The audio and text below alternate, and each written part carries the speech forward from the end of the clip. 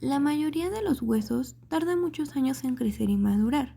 Sin embargo, absolutamente todos derivan de la mesénquima, es decir, del tejido conectivo embrionario, mediante el proceso de osificación. Este es un proceso mediante el cual se forma el hueso y se tienen dos tipos. Como primer lugar, la osificación intramembranosa, es decir, la formación de hueso membranoso, que se da directamente desde la mesénquima, pues los moldes de los huesos mesenquimatosos se forman durante el periodo embrionario y la osificación directa de la mesénquima se inicia en el periodo fetal. Y como segundo lugar, la osificación endocondral, es decir, la formación de hueso cartilaginoso, que se da a partir del cartílago derivado del mesénquima. En este, los moldes de los huesos cartilaginosos se forman a partir de la mesénquima durante el periodo fetal y el hueso reemplaza posteriormente a la mayor parte del cartílago. Finalmente, es necesario mencionar que el hueso sigue creciendo hasta la edad adulta temprana en las placas epifisiarias, donde los condrocitos siguen dividiéndose, muriendo y siendo sustituidos por hueso mineralizado. La mineralización ósea se produce porque los osteoblastos permiten que se acumulen altos niveles de calcio y fosfato por encima de los niveles umbrales críticos dentro del hueso. La osificación endocondral.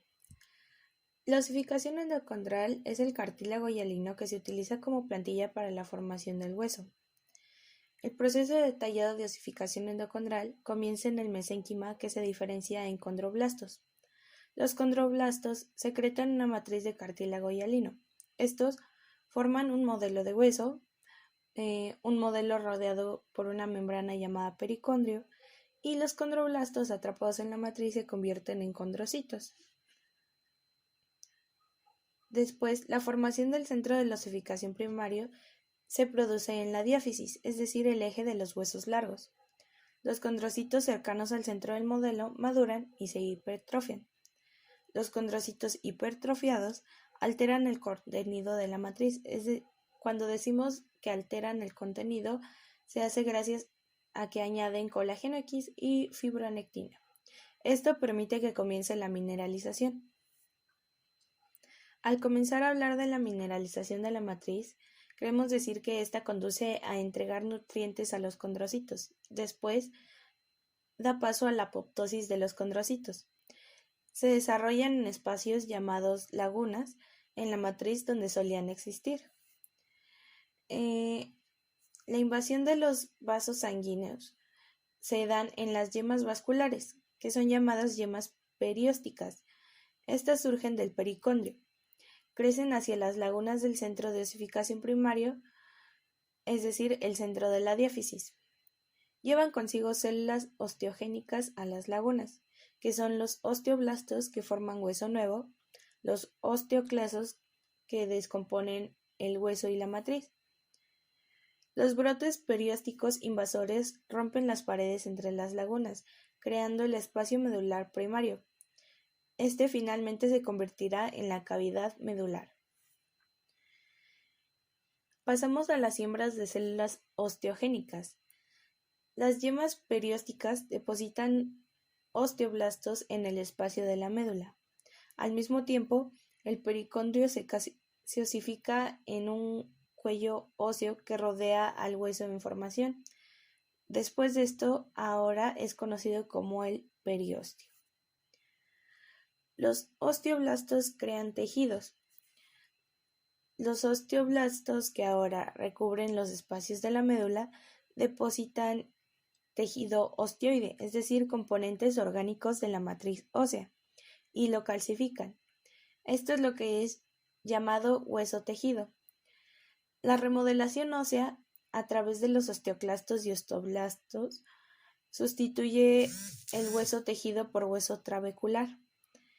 Este puede ser el esponjoso maduro. El crecimiento de la longitud de los huesos se debe a el cartílago que sigue dividiéndose en la epífisis, es decir, en la longitud del hueso. La zona se conoce como las placas epifisiarias o placas de crecimiento. Después continúa proporcionando un crecimiento longitudinal hasta la edad adulta temprana.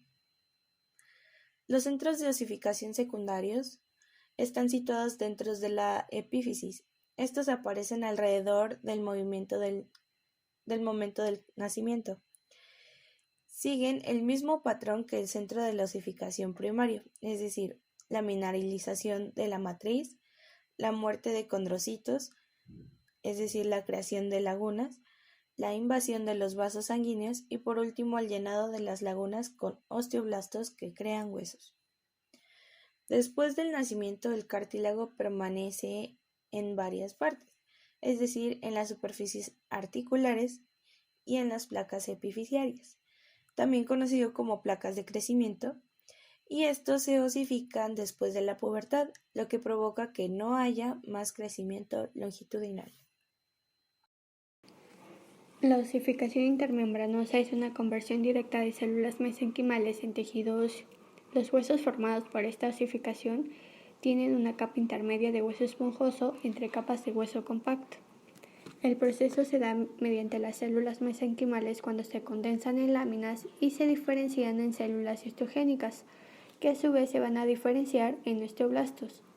Entre las láminas mesenquimales, las células histogénicas u osteoblastos se condensan en centros de osificación. Los osteoblastos comienzan a segregar osteoide y las trabéculas crecen. Los osteoblastos depositan fosfato de calcio en la matriz. Los osteoblastos atrapados en la matriz mineralizante se transforman en osteocitos.